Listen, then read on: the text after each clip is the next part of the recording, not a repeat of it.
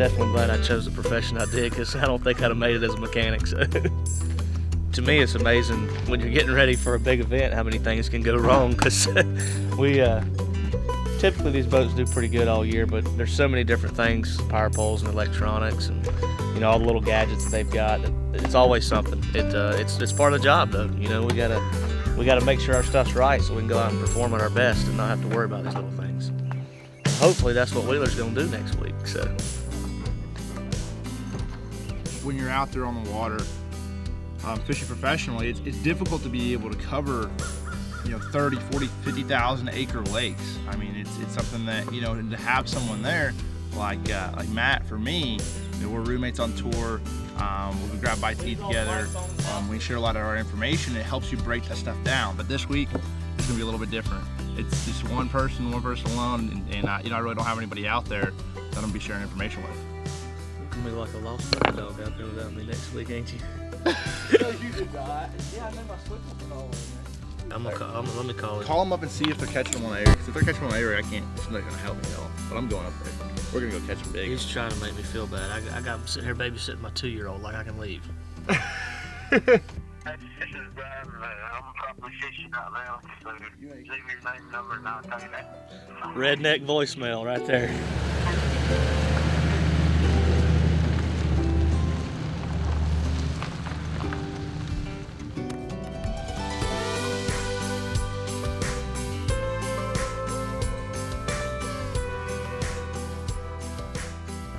I picked a lake like Lake Norman that has a lot of fish to sort of mirror what the fish might be doing at Hartwell.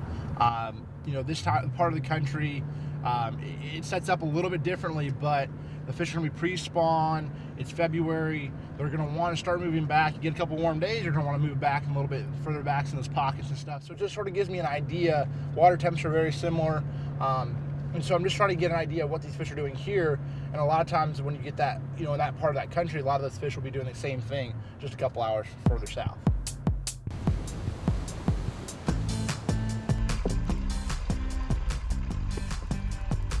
Day 9, prior to the Bassmaster Classic, we're out here on Lake Norman, just a couple hours north of the classic lake, Lake Hartwell.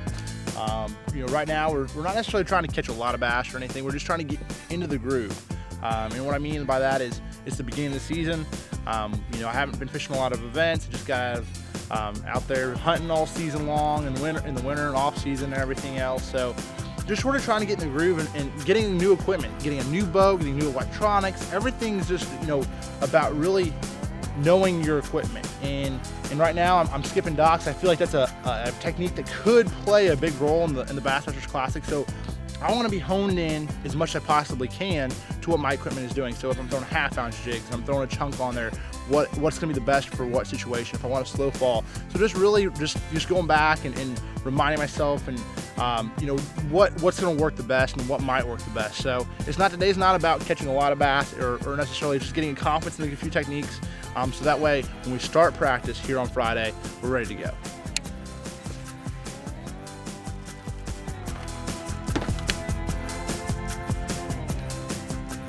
I'm always wanting to catch one. Doesn't matter where I'm at in the country. If I can, I'm waiting for that little tick at the end of my line. That's what I live for. How these fish move day to day, just following bait. We got one of them to come to the party anyway. That's a textbook place for them to be at too. Front hook. Man. That's one thing cool about the spotted bass. You'll see look how fat that little dude is. You can see how fat he is. They're just so aggressive. They'll eat things their size. They'll try to eat another 12-inch or 13-inch. It's probably about a 14, close to a 14-inch spot, but a lot of fun for sure.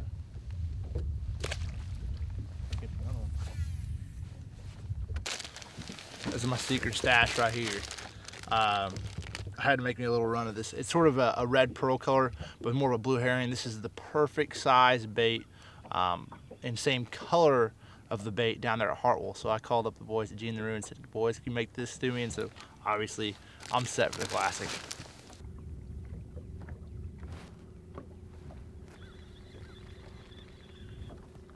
No problem. Let me know if you need anything else. See ya. Got an interview in the morning. So we're gonna go get up, drive down to the lake, and get ready to, how's Bass shooting, they want to shoot a interview with the Fox affiliate, I guess. And then shoot a video, or shoot an interview in the morning from 5:45, 6 o'clock to 7. So we'll be on the water at daybreak.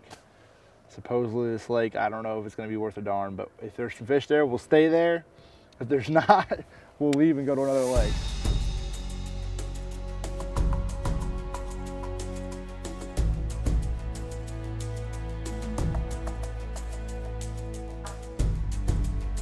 A lot of us, we'd love to go out here and just fish. Just all we'd have to worry about is catching a bass, but that's just not reality. One person, Dave Washburn, told me a long time ago, he said there's 2 tournaments out there. There's the tournament on the water, and there's the tournament off the water, and you need to win both. And that was really put things in perspective for me. I started to understand, okay, look, you know, I need to catch fish. This is important. I need to catch fish. It's very important. But the marketing side of bass fishing is even more, if not more important than catching a bass. That's something, me being young, 24 years old, you know, when I started, I was 20.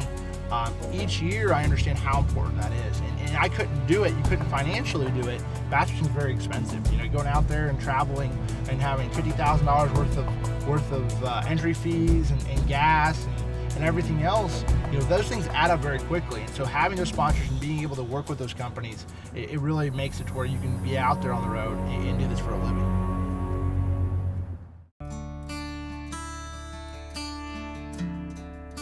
How'd we get our butts whipped at Hartwell this year? Oh, we're slow. Yeah, we got smoked on it. Definitely slow. Slow. I can't do that. I'll give that sucker the W. I'm not sitting there doing this. And we didn't get beat. We got destroyed.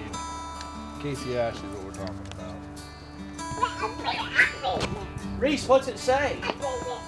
Say, hey Reese, turn around and say, go Jacob.